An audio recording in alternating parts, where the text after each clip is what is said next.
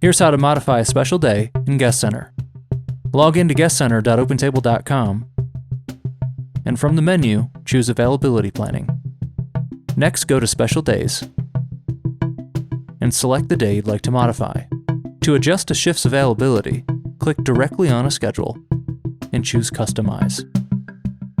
You can now adjust the reservation availability of your selected shift.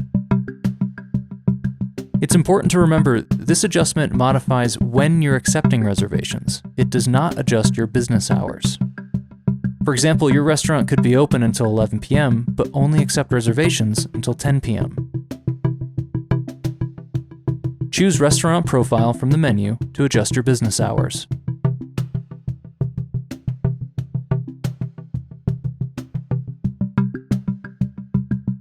When you're done modifying your special day, choose Save, then Publish Updates, and Publish Now. Once you see Success, your updates are live.